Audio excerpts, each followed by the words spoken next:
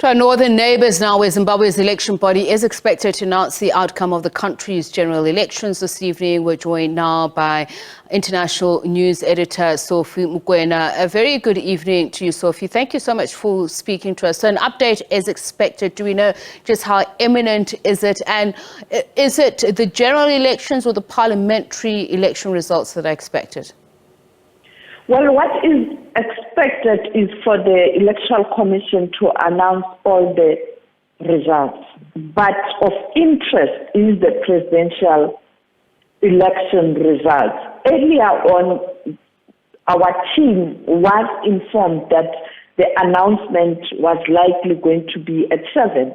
And that is why President Mnangagwa had also invited media to address the media immediately after the announcement of the results. So he had to postpone that because it looks like the Electoral Commission is still busy with verification of results. They did update their social media accounts and indicated, even put or posted pictures of verification of presidential results. And therefore, we don't know how long will that process take. But I am confident that there's going to be a briefing tonight, either with all the results or with the parliamentary results. If verification of the presidential results, there's some disputes. And I think they are doing it deliberately to announce the results late in the evening, because then you are also able to avoid a situation where the aggrieved party can mobilize quickly people and go to the streets and protest, because these results will definitely evoke some emotions in terms of the outcome, either the loser or the one who is going to win. We don't know. But the reality is, you know how people react when their candidate has lost, and you know how people react when they've won, they go to the streets, it gets dangerous. Therefore, at night, it's difficult to go to the streets. And just indications from the preliminary election results that have been announced in the media, any indication of how much they're reflective of what ZEC is going to announce, Sophie? Well, clearly it looks like the ZANU-PF would still win the parliamentary seat, majority of the parliamentary seat. It looks like the ZANU-PF will not be able to get a 2/3 majority. Now, you would recall that SABC was launched this year, and it was last year. It was a breakaway of MDC, and therefore that reflects the situation on the ground, where SABC as a new kid on the block was able to do well because it's not long, but of course not outright majority in parliament. The second story in terms of the results as they were posted, you would realize in those results that many people in the rural area voted for ZANU-PF, particularly the ZANU-PF candidates in constituencies. As you know, that the electoral system of Zimbabwe, you have constituency-based system also.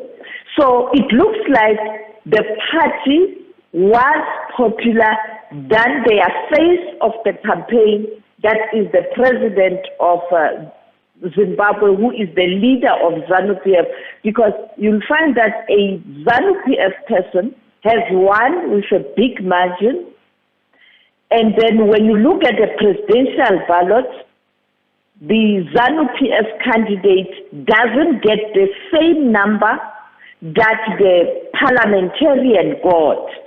And therefore, that's a huge story. Now, the question is, why those who are voting for members of parliament of ZANU-PF are not doing the same or giving the president of the leader of ZANU-PF the same numbers. That doesn't mean, I'm not saying he has lost, but what I'm saying, as journalists, as we unpack election now, in terms of stories within the election, that's the story that's coming out. You also see a situation where Chamisa is also able to get votes in the stronghold of ZANU-PF. Even it's not a win, but you can see that he was able to get some votes and perhaps a better number, even though he is not the one who is victorious at that particular constituency when you look at the presidential ballot. And we're showing visuals now of an earlier press briefing that was held by ZEC that was disrupted. We had Nelson Chamisa say that irrespective of the outcome, he believes that there were irregularities. President Emmerson Mnangagwa had said as he voted that he would be foolish to think that he won't win. And as you say, supporters of both would project a win, a decisive win. ZANU-PF has already said, and the media is saying, it seems, according to early election results, that he has a majority. How much of trust is being put in ZEC at this point, given that in the past, as you know, there have been questions around it maintaining and keeping its mandate? The best people, or you can use the reports from the observers. These are SADC observers. These are the regional body observers. They issued a very hard-hitting report against ZEC. And the ZANU-PF spokesperson decided to attack the chair of the mission. This afternoon, the Secretariat in Botswana has issued a hard-hitting statement defending the head of the mission. Now, if you take that report, you go to court, you also have some evidence in terms of the ballot tallying and the forms and all of that. A court case is possible. The second issue is that you saw Chamisa already giving an indication. And also President Mnangagwa saying, I have already won. So it is a very volatile situation.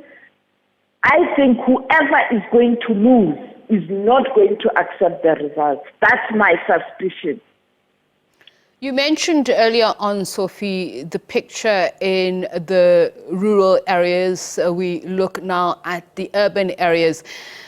We know generally how the process unfolds in these two terrains tends to be very different. Violence has been removed as a major factor in these elections.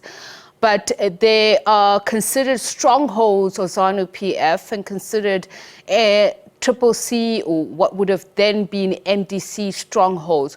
Do you think that history will repeat what would be seen as this cliched way of voting per the constituencies?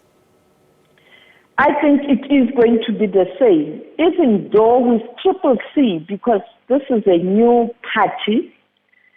Earlier, or the last elections, they were united, it was MDC, and therefore that will have a small impact.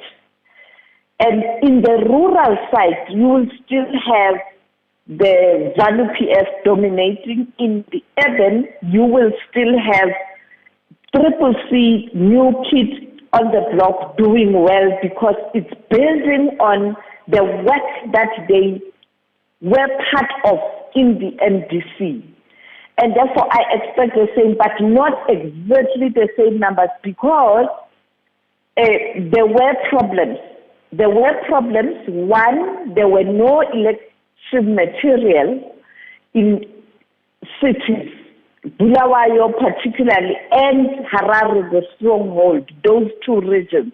And these are the strongholds of the opposition. By the time the ballots were delivered, it was late. Some people had decided to go home. And that is why the report of the SADC Observer Mission is gazing on issues related to preparing election material by ZEC and its weaknesses.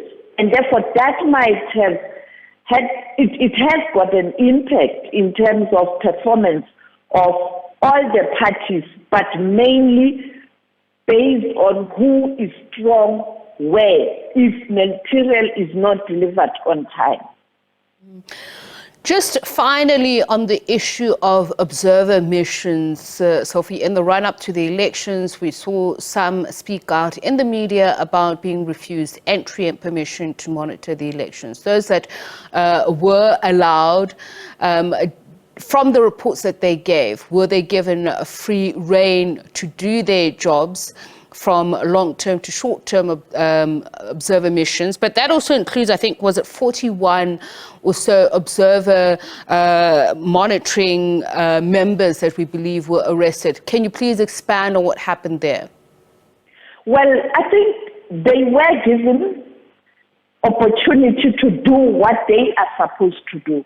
Because if they were not, those who were on the ground and who were accredited, you wouldn't have had this report from SADC. Remember, SADC is a regional body, so SADC tends to protect or be diplomatic in relation to member states during elections. And therefore, the SADC report is hard-hitting. It speaks to they had access or they were able to really do the work properly.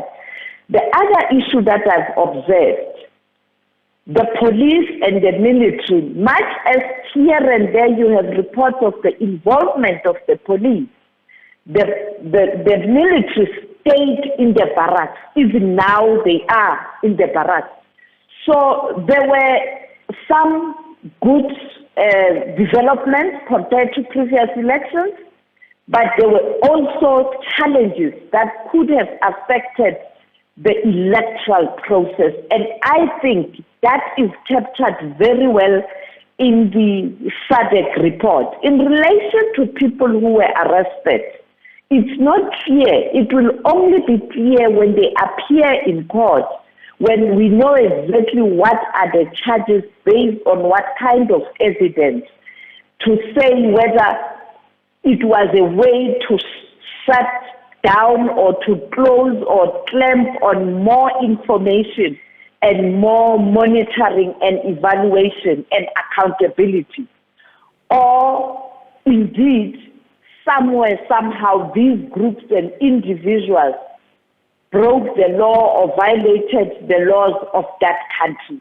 From where I am, I cannot vouch that either the observers were wrong, those observers or NGOs were wrong, or they were right. Only before magistrates and the courts we can perhaps arrive at the determination.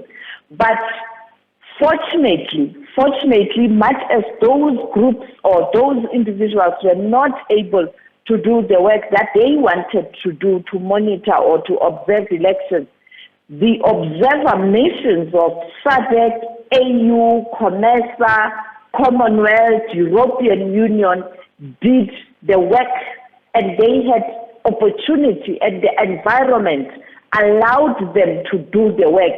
And their reports are clear in terms of what transpired and their observations. Thank you very much, Sophie. Sophie Mokoena, SABC International News Editor. Of course, we'll keep our eyes peeled on the situation there in Zimbabwe as it unfolds. As you heard us say, President Emmerson Mnangagwa had said that he would hold a press briefing to brief the media. This, as news, is that the Zimbabwe Electoral Commission, ZEC, is going to make an announcement of elections. Sophie, Mokoena, International News Editor, saying that what is expected, though, it seems, is the result of the presidential election, although what we've been getting is numbers of what's trickling in terms of parliamentary election results. So by the numbers, 210 seats that are up for grabs. So far it was said that ZANU-PF has a narrow lead of about 43 seats, and CCC, the opposition, had about 37, so we're still keeping an eye out on that. And still speaking of numbers, so what is happening here? The two main contenders, the age gap. ZANU-PF's Emmerson Mnangagwa at the age of 80. 45 is the age of the official opposition, Nelson Chamisa, the lawyer who is trying to get hold on the reins of power. 2017 is when Emmerson Mnangagwa took over from President Robert Mugabe when he was removed. So we'll see what the numbers say, how they tally when we come back. And of course, we'll give you an update on the situation there as well in terms of safety. So from Mokoena, International News Editor, saying that there are fears that the announcement, one way or the other, there may be fears of people reacting in ways that may cause a security situation.